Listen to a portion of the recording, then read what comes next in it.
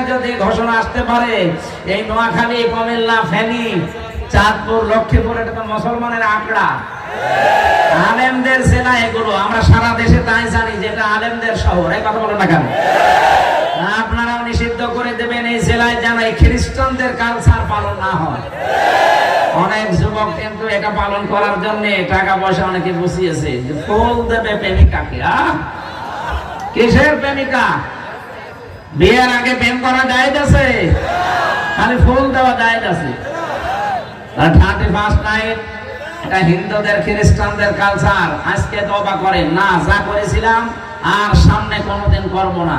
এই 4-5 জেলা তো আমার ধারণায় আসে না। আমরা এখান থেকে ইসলাম নিয়ে আমরা পালন করি। সারা বাংলাদেশের 64 জেলা জানে, কুমিল্লা, নোয়াখালী, ফেনী, চাঁদপুর আর লক্ষ্মীপুর, এই 4-5টা জেলা আলেমদের শহর। এখানে ইসলামের চর্চা বেশি হয়। এই ইসলাম কোন ইসলাম? এটা 31st নাইট পালন করা। ওদিন যদি পালন করতে হয় রাত 12টার পরে তাহাজ্জুদে দাঁড়াবে, অন্তত 4 রাকাত, 8 রাকাত, 12 রাকাত তাহাজ্জুদ পড়ে কঠিন একটা সেজদায় পড়ে থাকবেন আধা ঘন্টা 1 ঘন্টা। বলবেন আল্লাহ, বিগত জীবনে যাই করেছি অন্তত সামনের বছরটা আমি তোমার পথে চলতে চাই। এটা 31st নাইট এইভাবে পালন করা যাবে না।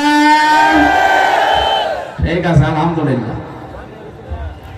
আমি নবীর উম্মত হওয়ার জন্য আমি সহ যারা আসলাম, আমাদের যোগ্যতা যেন ওই পর্যায়ে যায়, নবী যেন আমাদের দিকে দেখেই বুঝতে পারে না এটা আমার উম্মত ছিল। আল্লাহ আমাদেরকে কবুল করুন, আমিন। আমরা আজকে তেলাওয়াতকৃত আয়াত সূরা মায়েদার 8 এবং 9, এই দুইটা আয়াতের সাবজেক্ট হচ্ছে ন্যায় বিচার। কি বিচার? ন্যায় বিচার। আমরা কোরআনে কারীম থেকে তাফসীর আকারে কথা শুনতে চাচ্ছি। সূরা মায়েদা 120টা আয়াত আছে, 16টা রুকু আছে।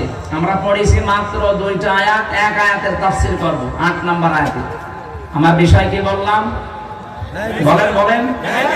কিয়ামতের ওই কঠিন ময়দানে কোন নামাজীকে, কোন রোজাদারকে, কোন দানশীলকে, কোন পর্দাওয়ালা মহিলাকে আল্লাহ আরশের ছায়ায় স্থান দেবে। বলেন না, বলেছে ওই মানুষকে আমি স্থান দেব যে দুনিয়ায় ন্যায় বিচার কায়েম করতে পারে। এটা শুধু রাষ্ট্রের বিষয় না, ব্যক্তিগত জীবন থেকে শুরু করে আমরা একেবারে আন্তর্জাতিক জীবন পর্যন্ত পুরো কোরআন দিয়ে মিলাতে চাই। এই চলে যাচ্ছেন মানে? আমার এখানে বসিয়ে রেখে চলে যাচ্ছেন কেন? প্রসাব, পায়খানা আর বিড়ি খাওয়ার নেশা লাগলে যাবে না। অনেকে আবার নেশা আছে। আপনাদের চট্টগ্রাম বিভাগ না এটা? এই বিভাগের জন্য তোমার বিড়ির মাসলা আলাদা। এই এলাকার ইমামও বিড়ি খায়, যদিও এখানকার নাই, চট্টগ্রামে পেয়েছি। আলী শহরে আমি নিজে দেখেছি ইমাম সাহেব বিড়ি খাচ্ছি। এইভাবে বছর অসুবিধা নেই, মাকরু। সিলেটে আরো বেশি খায়, কিন্তু আমাদের খুলনা বিভাগে বাড়ি, আমার খুলনা, বরিশাল, এই 2 বিভাগের মানুষ বিড়ি না। ইমাম সাহেব, মুয়াজ্জিন সাহেব, খাদেম, রাস্তা যখন মসজিদ ঝাড়ু দেয়, সেও যদি বিড়িখোর হয় তারও রাখবে না।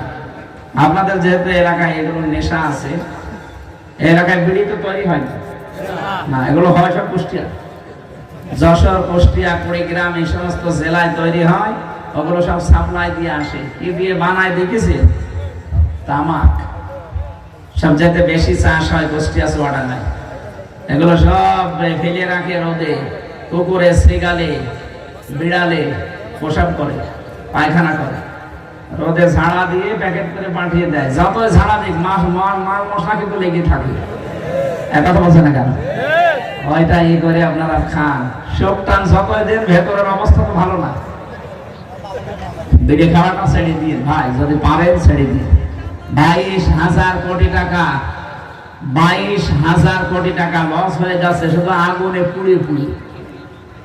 আরো 5টা ক্ষতি হয় বিড়ি খেলে। আমি তো আর বিড়ি খাওয়ার ওয়াজ করছি না, এটা নিষেধ করার জন্য।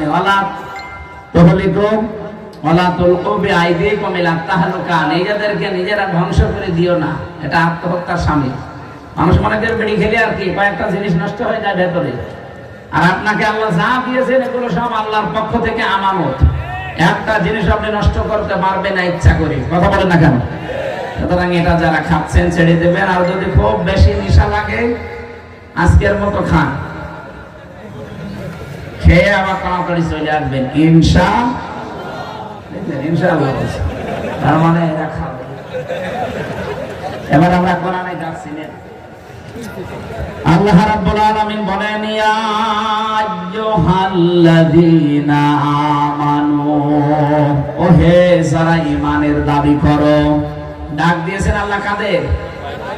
আরো জোরে। এখানে আমরা যারা আছি সবাই কি ঈমানদার না বেঈমান? না না, আপনি আন্দাজে বললে হবে। সাহাবী প্রশ্ন করলেন, হে নবী, আমার ভেতরে যে ঈমান আছে আমি টের পাবো কি করে? নবীজি বললেন, ইদা সাররাতকা হাসানাতুকা ওয়া সাআতকা সাইয়্যাতুকা ফাআনতা মুমিন।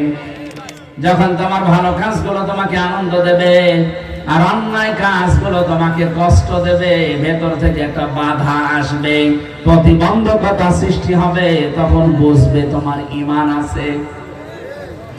বাংলার মুসলমানেরা, আমাদের সবার কাছে কি ভালো কাজ ভালো লাগে? বলেন না কেন? অন্যায় কাজ অন্যায় মনে হয়? এই যে মোবাইলের ভেতরে যাদের এমন এমন দৃশ্য আছে, সিনেমা আছে, নভেল, নাটক আছে, যেগুলো নিজে দেখলে আনন্দ পান, অন্য কেউ দেখলে আপনার লজ্জা লাগে, এরকম কোন দৃশ্য যদি থাকে এই মুহূর্তে ডিলিট করা লাগবে। যাই আছে নিজে দেখলে ভালো লাগে, অন্য কেউ দেখলে আপনার লজ্জা লাগে, শরম লাগে, এইটাই কিন্তু গুনার কাজ। কথা বলেন না কেন? এরকম কোন দৃশ্য নেই মোবাইলে? এখনই ডিলিট করেন, তারপরে ওয়াশ শুরু করছি। নেন, কারা কারা ডিলিট করবেন হাত তোলেন তো। অনেক হাত তোলেন। হ্যাঁ, দাঁড়িয়ে ভাই, দেখি মোবাইল দেখি কি আছে আপনার। ওই যে আমার পাশেরটা কি আছে? কি কিছুই নেই, কিছুই নেই। আলহামদুলিল্লাহ, এলাকা ভালো আছে। তবে নবীজির হাদিস অনুযায়ী ঈমান আমাদের আছে কিনা এটা একটা থার্মোমিটার। যখন ভালো কাজগুলো আপনার ভালো লাগবে, অন্যায় দেখলে আপনার ভেতর থেকে একটা বাধা আসবে, কষ্ট লাগবে, তখন বুঝবেন আপনার ঈমান আছে। কি কথা বলেন না কেন? এই ঈমানদারকে আল্লাহ ডাক দিয়ে জানিয়েছেন, কোন তোমরা হয়ে যাও কাওয়ামিনা লিল্লাহ শুহাদা বিল কিসত। এক নম্বরে তোমরা আল্লাহর জন্য দাঁড়িয়ে যাও, সত্যের সাক্ষ্য দেওয়ার জন্য। ন্যায় বিচার কায়েম করা এবং সত্যের সাক্ষ্য, এই দুইটার জন্য তোমরা দাঁড়াও। এ ঘোষণাকার বাংলার ইমানদারেরা, দল মত নির্বিশেষে আজকে আমাদেরকে দাঁড়াতে হবে ন্যায় বিচার কায়েমের জন্য আর সত্য সাক্ষ্য দেওয়ার জন্য। আল্লাহ রাব্বুল আলামিন বলেন, আলা ইয়াজরিমান্নাকুম ওয়ালা ইয়াজরিমান্নাকুম শানানু কওমিন। কোরআন শরীফে যত আয়াত আমি তাফসীর পড়েছি, এইটা আমার কাছে সবচাইতে ভয়ের আয়াত। আপনি হয়তো এখনো বোঝেননি আল্লাহর বক্তব্যটা। ওয়ালা ইয়াজরিমান্নাকুম শানানু কওমিন। কোন ব্যক্তি, কোন দল, কোন গোষ্ঠী, কোন জাতি, তাদের উপরে রাগান্বিত হয়ে তাদের উপরে যেন অবিচার করবা না। হিংসার বশবর্তী হয়ে কোন ব্যক্তি, কোন পরিবার, কোন সমাজ, কোন দল, কোন জাতি, কোন গোষ্ঠী, এদের উপরে হিংসার বশবর্তী হয়ে রাগ করে কোন অবিচার চাপিয়ে দিবা না। এ ঘোষণাকার আল্লাহ। অথচ আমি, আমার মনে হয় এই 54 বছরে এইটাই দেখতে পাচ্ছি। একটা লোকের উপরে রাগ আছে, রাগ তুলতে গিয়ে ন্যায় বিচার না অবিচারের একেবারে সর্বশেষ জায়গায় পৌঁছিয়ে যাচ্ছে।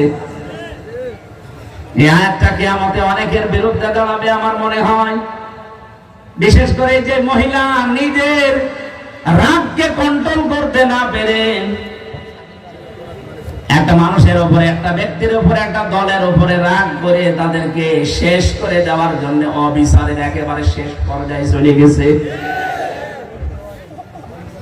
আরে ভাই, আমার নামে যদি কেউ রাজাকারের মামলা দেয়, এটা শয়তানও বিশ্বাস করবে? ওসি আমারে ডাক দিয়ে বলছে, হুজুর আপনি আসেন না কেন? আমাদের কাছে নির্ভরযোগ্য সূত্রে খবর এসেছে যে আপনি রাজাকার। আমি বললাম যে ভাই, আপনি আমারে দেখেছেন কোনোদিন সরাসরি? বলছে না, আমি একটা হিন্দু মানুষ। তবে একটা